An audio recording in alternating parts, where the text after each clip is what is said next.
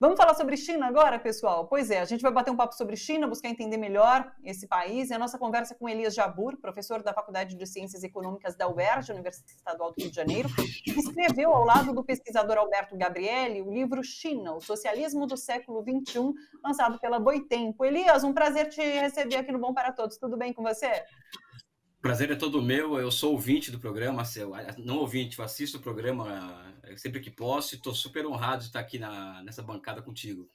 Muito feliz. A gente que agradece demais. Muito obrigada, Elias. E vamos falar sobre China, então. Eu acho que assim, existe essa grande dúvida. Vamos partir assim do princípio. A China é socialista ou não? Que modelo é esse que a China adota atualmente? Vamos partir daí e a gente traz alguns outros questionamentos. Explica pra gente, por favor. É uma pergunta, sabe que eu estava comentando com um amigo ontem que essa questão de se a China é um país capitalista ou socialista, ela não é uma pergunta com base no léxico marxista, ou seja, é A ou B, quando na verdade uma sociedade ela é síntese, vamos dizer assim, de combinação de modos de produção historicamente distantes, mas que convivem no mesmo momento histórico, né? Então a China existe uma combinação de diferentes modos de produção em uma mesma formação econômico-social, que, aliás, no livro traz essa novidade, ou seja, para nós a China, ela inaugura em 78 uma nova classe de formações econômico-sociais. Essa formação econômico-social ela teria um nome, vamos dizer assim, de socialismo de mercado. Por que socialismo? Porque apesar de haver propriedade privada, apesar de haver outras formas históricas de propriedade, o que é dominante naquela economia e logo determina a cara daquela formação econômico-social é a grande propriedade pública dos meios de produção. E ao lado disso, evidentemente, um poder político de novo tipo exercido por um partido comunista, né? Que eu chamaria de uma democracia não liberal, né? Então, eu prefiro observar nesses termos, ou seja, como a sociedade socialista é embrionária, ou seja, o socialismo tem apenas 100 anos, ou seja, é uma criança saindo do útero da mãe ainda, né? E que, portanto, o desafio nosso é encontrar qual que é a face histórica desse socialismo em nosso tempo. Mas que sim, a China ela deve ser observada, sob o nosso ponto de vista, como uma formação econômico-social orientada ao socialismo, né? E por conta disso que você explica que vocês tratam como esse socialismo do século XXI, que seria diferente do socialismo do século XX. Sim, são várias diferenças. Primeiro que é o socialismo que está diante de nós, e é o socialismo que, em comparação, por exemplo, com outras formações econômicas e sociais, também socialistas, mas de diferente tipologia, como Cuba e Coreia Popular, é o socialismo que está dando certo, né? Ou seja, não é uma opinião particular minha. Os chineses se auto-intitulam marxistas, leninistas, estamos construindo socialismo. Não que eu seja, vamos dizer assim, adepto do conceito de lugar de fala, até porque eu acho que os conceitos são historicamente construídos, mas o fato de você ter um país governado por um partido comunista e aonde os meios fundamentais de produção estão sob controle do Estado, né, é algo muito novo, né? E evidentemente ele é diferente da União Soviética porque ele é um socialismo que é integrado à economia internacional, ou seja, a China é parte do mundo capitalista. E o fazer parte do mundo capitalista, ela gera uma série de possibilidades ao desenvolvimento da China, mas também uma série de constrangimentos ao processo de desenvolvimento daquele país. No nosso livro, por exemplo, nós vamos além, por exemplo, uma discussão que às vezes beira o jardim da infância do marxismo, quando a gente fala, né? De se no socialismo vai ainda persistir a existência da lei do valor ou não. Algo que para Marx já estava resolvido. Nós afirmamos que sim, no socialismo do século XXI, esse que a China está apresentando. A lei do valor é uma variável a ser levada em consideração, muito em consideração, e não somente isso. Em nível internacional, a própria existência da lei do valor e as regras impostas pelo capitalismo no âmbito internacional também são regras que restringem o pleno funcionamento de uma economia de tipo socialista. E mesmo assim, a China tem conseguido resultados assim que são simplesmente absurdos no bom sentido do termo, né? Ou seja, é o socialismo que está dando certo, vamos dizer assim, né? Sim. Elias, a gente vê aqui no Ocidente nessa campanha de duras críticas, né? Fortes críticas a esse modelo que é adotado ali na China.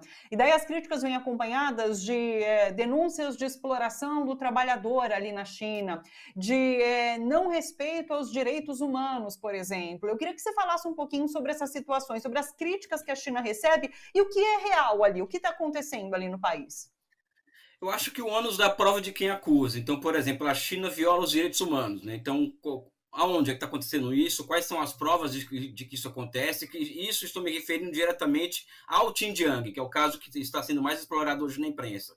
Então, a China é acusada de genocídio da população uigur, que é a população etnicamente minoritária do país, só que os dados dizem que a população uigur, por exemplo, na região do Xinjiang, ela cresce a taxas superiores à população Han, que também é uma população que vive lá, que é a etnia majoritária chinesa. A China está cometendo genocídio cultural contra o povo contra os muçulmanos uigures, ou seja, só que no Xinjiang, por exemplo, existem 3 vezes mais mesquitas per capita do que na Arábia Saudita, né? Agora, é evidente, a China tem um problema muito grave de terrorismo, ou seja, na Síria, recentemente, haviam 15 mil uigures na Síria. Isso significa que pessoas que nasceram no Xinjiang se transformaram em militantes extremistas, wahhabistas, jihadistas, foram ao combate na Síria, lá do Estado Islâmico, e muitos deles estão de volta na China. Então, a China tem o direito de exercer os devidos cuidados diante dessa ameaça terrorista. O que não pode é a China invadir outros países para cuidar de um problema interno. Então, os dados não demonstram que existe o genocídio cultural na China, que aliás, é uma questão que eu sempre coloco sobre o Tibete, por exemplo. Olhe, por exemplo, a situação das mulheres do Tibete antes de 51, quando ela volta à China, quando ela sai do controle da China, e depois de quando ela volta ao controle chinês em 51. Né? Ou seja, o que existia no Tibete era uma teocracia escravista sob o controle do Dalai Lama, que passou por uma transição de tipo democrática popular a partir de 51. Então, observar os dados e observar as realidades para poder tirarmos uma conclusão mais séria sobre isso. Volto a dizer, o ônus da prova é de quem acusa. Com relação ao trabalho na China, de que existe a superexploração do trabalho. Vamos lá. Nos Estados Unidos, por exemplo, os salários estão... a relação salário-PIB é a mesma nos últimos 40 anos. Os salários não sobem nos Estados Unidos, enquanto que a produtividade do trabalho aumentou absurdamente nos Estados Unidos. Na China, nos últimos 10 anos, os salários médios industriais cresceram mais de 200%. Os dados são do World Wage Report da Organização Internacional do Trabalho. Né? 200% em 10 anos. Isso significa que os salários na China estão crescendo acima do crescimento do PIB, acima da inflação do período e acima da produtividade do trabalho no período. Né? Então, também não se sustenta essa ideia de que a China que é uma dinâmica de acumulação que superexplora os trabalhadores. Não que eu ache que exploração seja uma categoria moral. Para mim, a exploração é uma categoria sociológica e é assim que deve ser analisada. Né? Mas também não se sustenta. Evidentemente, Thalita, o trabalho precário existe, evidente. Só que, por exemplo, agora os chineses eles multaram a Meituan. A Meituan é uma empresa com iFood no Brasil, por não seguir as regras trabalhistas do país. Então, o que é o símbolo do trabalho precário aqui no Ocidente, na China, a empresa foi multada e está sendo obrigada a entregar para os trabalhadores o salário mínimo, mínimo do país, né? Além dos direitos sociais e trabalhistas anexos à lei chinesa, né? Ou seja, o contrário do Brasil. Não estou querendo dizer que a China é um paraíso, que a China... Nada disso. A China... a imensidão dos desafios chineses, das contradições chinesas, é proporcional ao sucesso deles, vamos dizer assim, né? Mas daí afirmar, por exemplo, que é um inferno na Terra, como muitos falam, não tem o menor cabimento. Acho que a China, inclusive, eu concordo com a presidenta Dilma Rousseff, no lançamento do nosso livro, em que ela participou da live, que ela disse que a China é um farol em um mundo amplamente decadente, né? Ou seja, a China tem 5 mil mortes de Covid e os Estados Unidos 800 mil mortes de Covid, né? E por aí vai, né? E justamente por isso que a China enfrenta tantas críticas, porque ela está ocupando uma posição mundial de muito destaque, e daí, claro, que desperta essa ira dos Estados Unidos, que não querem perder esse posto de liderança mundial. Tem, inclusive, essa questão da moeda, né? A moeda chinesa é bastante forte, enfim. Você vê realmente essas críticas que são feitas à China por conta desse sucesso que o país tem revelado? Olha, como eu estou no programa sério, então vamos falar sério, né? Então... não tem muito espaço para... o ódio é generalizado, ou seja, existe um acordo desde economistas neoliberais até a maioria dos marxistas de que a China é um país capitalista, e o que muda ali é ter mais Estado ou menos Estado, ou seja, a incompreensão sobre a China é generalizada. Né? Não é algo que só vem dos Estados Unidos, é generalizada Aí isso vem, e as causas disso. Eu acho que existe uma decadência do pensamento ocidental, ou seja, o Ocidente, o pensamento social do Ocidente, inclusive o marxismo ocidental, que é a maior vítima disso, está em ampla decadência, ou seja, não consegue mais explicar a realidade, por estar preso a uma filosofia, vamos dizer assim, que ainda busca entender fenômenos a partir da compartimentação e não a partir de uma visão de totalidade e uma visão de processo histórico. Né? Existe a questão geopolítica, né, que é muito evidente nisso daí. Existem essas noções a priorísticas de socialismo, que o socialismo é um checklist de A, B, C, D, E, e como a China não se enquadra nisso, ela não é um país socialista, e também tem racismo mesmo, ou seja, tem as pessoas no fundo acham que inclusive de esquerda, né, acadêmicos, acham que no fundo, no subconsciente, aquilo ali não pode dar certo, porque é um país oriental, é um povo que precisa ser civilizado, etc, etc. Eu falo isso por quê? Porque eu conheço muita gente de esquerda que foi estudar na China, estudou na China, depois foi estudar, passou pela Europa, Estados Unidos e tal, mas elas gastam mais tinta batendo na China do que batendo na Inglaterra, nos Estados Unidos, na França. Então, acho que o buraco é muito mais embaixo, evidente, né? E, claro, né, nós estamos diante de uma tempestade semiótica capitaneada pelos Estados Unidos, que não é qualquer coisa, né? Isso só está começando, viu? Vai ser algo muito pior do que foi a União Soviética.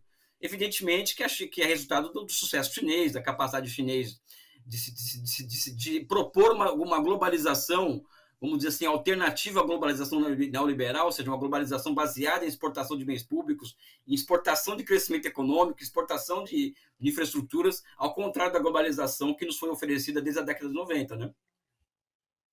Só para encerrar, Elias, e a relação com o Brasil? Como o Brasil tem se portado diante da China? Tem essa questão da carne, né? Que a China voltou a importar a carne do Brasil agora, foi ontem, acho que isso. Mas assim, como você avalia essa relação do Brasil hoje com a China e qual deverá ser, inclusive, para que a gente possa se aproveitar desse sucesso da China também? Eu acho que é uma relação. A nossa sorte é que os chineses acham que o Bolsonaro é um agente que vai passar e vai entrar em outros lugares. Eles levam muito menos a sério o Bolsonaro do que imagina. Então, eles veem o Brasil de uma forma muito diferente, observam o Brasil estrategicamente.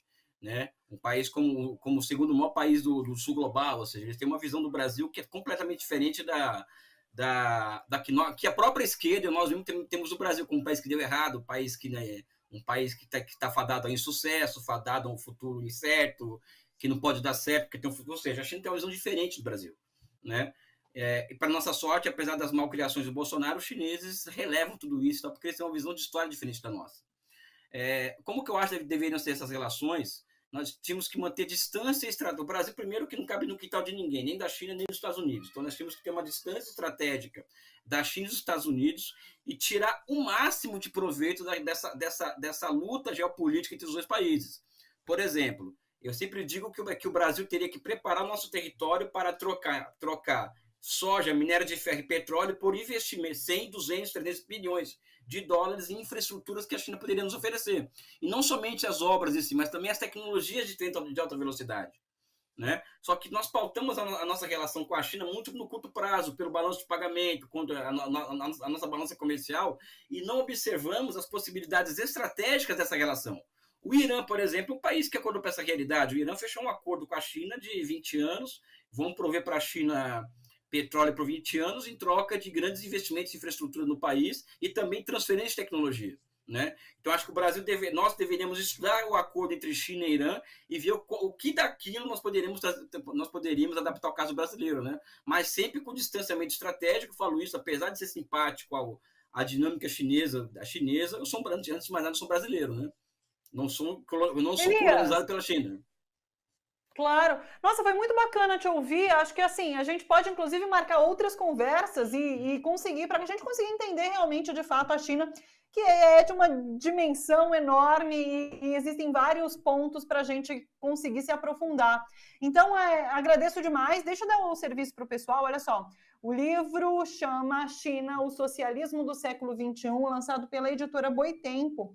Escrito pela Elias Jabbour, Alberto Gabriele, tá aí, pessoal. Vocês podem entrar, inclusive, no site boitempoeditorial.com.br para adquirir o livro. Eu agradeço e fica o convite para uma próxima participação, viu, Elias? Muito obrigado, um beijo para você. Olha, se vocês não convidassem, eu ia me autoconvidar, tá? Porque eu gosto tanto desse programa que eu quero voltar mais vezes aqui, tá bom? Obrigado, Thalita, valeu. Valeu, um beijo para você, Elias. Valeu. Até.